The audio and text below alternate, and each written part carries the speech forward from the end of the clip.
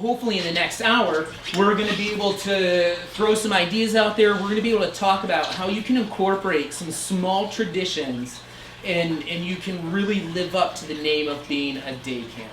I feel especially at these conferences, you know, there's the resident campers and there's the outdoor ed centers and then there's sort of day camp. And I know that I've tried very hard professionally whenever I'm in, you know, this sort of setting where there's a lot of different camps around and there's a lot of different people to include myself in that camp, because I believe very firmly that whether you're in a facility or you're in an outdoor center and you have your own camp, you know, place, traditional camp place, that there are things that we can do in our program to deserve that name of camp.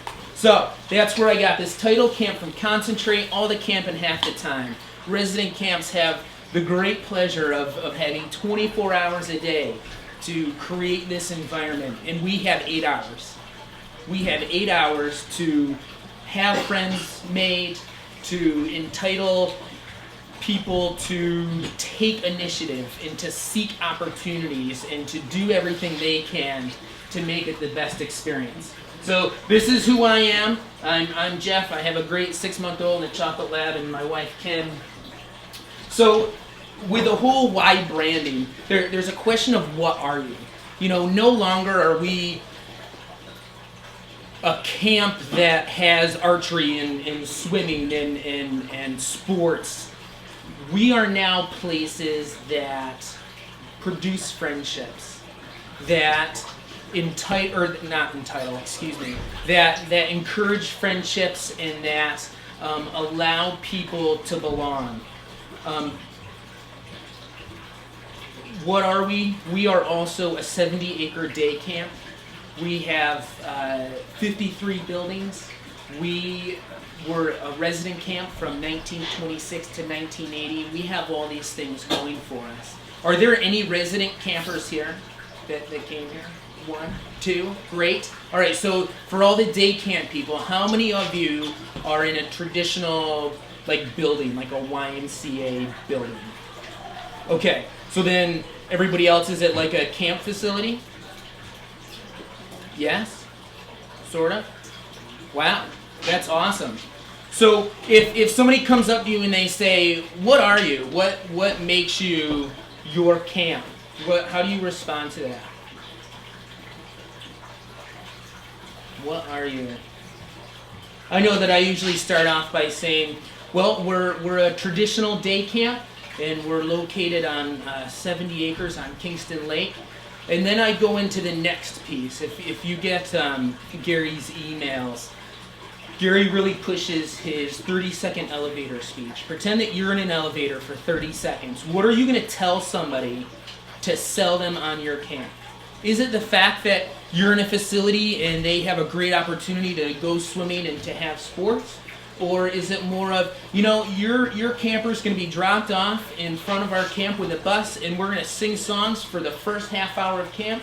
We're going to have flag raising, and then they're going to have an opportunity to choose what they're doing. Your camper is going to have an opportunity to decide what is included in their day. And whether it's archery or swimming or gymnastics, whatever it may be, your camper is going to be able to choose what they get to do. And I really feel that the language that we use and how we choose to sell our camp and to sell our program is what's going to set us apart from the local rec department. So who are you? Hopefully, you know, you've had opportunities to contemplate this, and this is sort of the second half of that question. Who are you? Well, we're a traditional camp and we encourage friendships. We're a traditional camp and we believe that leadership is the best thing we can pass on to our campers. We believe that in order for you to be successful in our community, you need to take advantage of opportunities, you need to be able to choose what you're doing, and you need to have ownership for the decisions that you make. Now, this really transcends whether you're talking to somebody from a resident camp or from a day camp, whether you're at a traditional Y facility or if you're in a traditional camp with your day camp program. These are things that we can do, small traditions. How many of you start every day with a flag raising?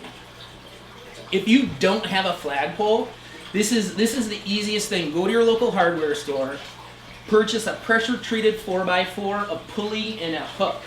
And put the pulley at the top of the 4x4, sink it into the ground, you have a flagpole. Start every day with a flag raising.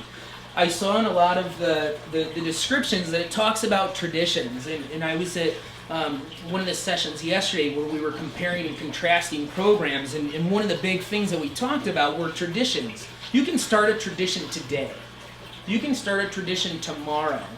And I feel that something day camps are often missing is history.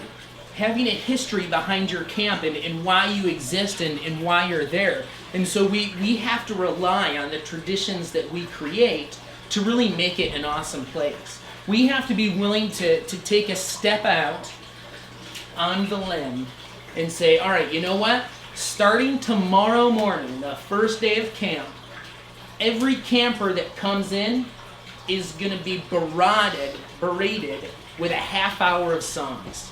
That's how we're going to start our day, and that's going to be the new tradition. What are some of your favorite traditions at your camp? Do you have any favorite traditions? Yes, Greg. Singing in the dining hall, chants. Chants, singing in the dining hall. How many of you have a dining hall? Or a central place that people eat their lunch? Do you sing songs? A couple years ago, so our campers are broken up into 4 groups. The Eagles are kindergarten, 1st and 2nd graders. The Middlers are 3rd, 4th, and 5th graders. The Voyagers are 6th, 7th, and 8th graders. And we have our special ops unit. And the special ops consist of all of our specialty camps and off-site programs. They're sort of relegated to the upper side of camp near where the buses are parked. And we had a Voyagers unit leader a few years ago that his tradition was before anybody could eat their lunch, everybody needed to be there and they sang a song. So we have 2 program periods in the morning, and everybody knew that they had to get back to their unit as quickly as possible because nobody could eat until everybody was there and the song had been sung. And it was the cabin that had everybody there first and had their attendance completed first that got to lead the song. So there was a competition every day for who got to keep this tradition going. It only lasted a year, but that was that unit leader's tradition for that summer. The great thing about traditions is if they don't work, you just come up with a new one. And if you have staff that come back year after year, your good traditions are going to stick.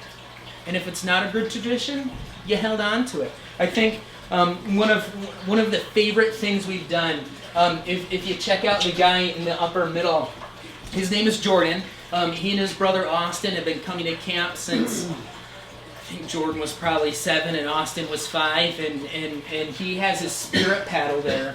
The spirit paddle is about this size, and 1 camper a week from each unit, 1 camper a session, we run 2-week sessions, gets a spirit paddle, and it goes to the camper who exemplifies everything Camp Lincoln stands for.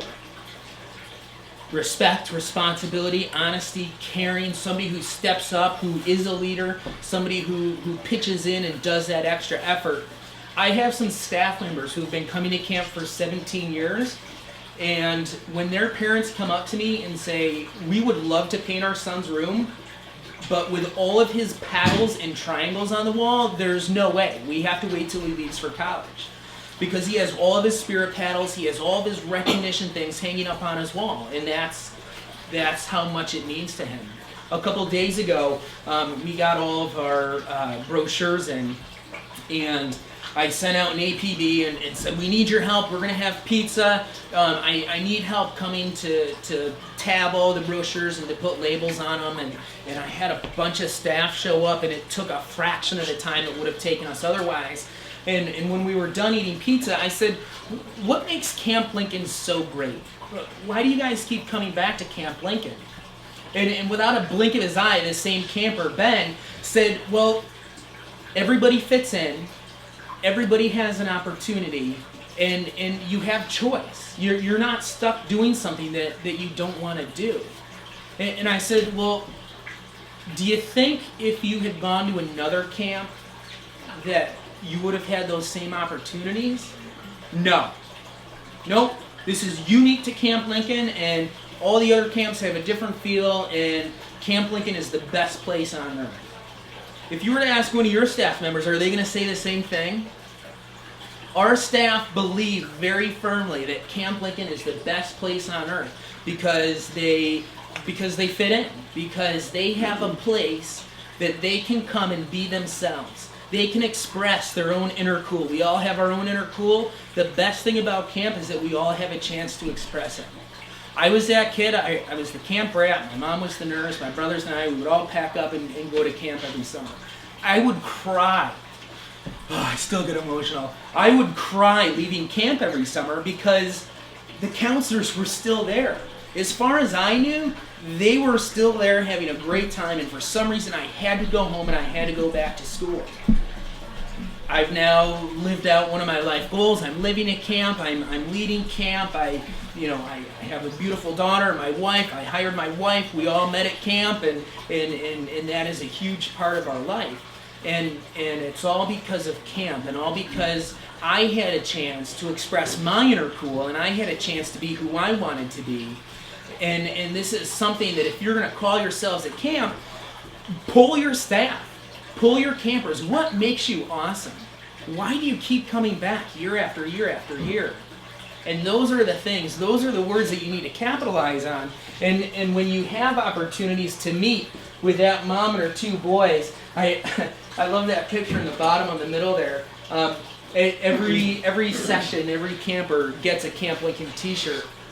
And the little guy, his younger brother was 4 when this picture was taken. And he was so mad when they came to the first family night because he wasn't old enough to come to camp, and it was not fair that his brother got to come to camp. And he just could not wait until he was 5 so he could come to camp, and his mom was just like, I don't know what to do. Can you let him come to last week? Because it's only a 1-week session and he's going to be 5 in September. Can you let him come? I was like, okay, don't tell your friends, but you betcha. Because I saw him break down on the waterfront. So he wanted to be there. He wanted to be there so bad. And he came for the last week, and I saw him on the bus going home, and he was passed out before the bus even left camp. He was so tired. So we were talking about, flag raising, those small traditions, those small things that you can do that creates a community. I think that's the best flag raising picture I've seen in a long time. It's not organized. They don't all know what they're doing, but everybody is there and everybody is looking at the flag and everybody's engaged, and it was a team effort to do that.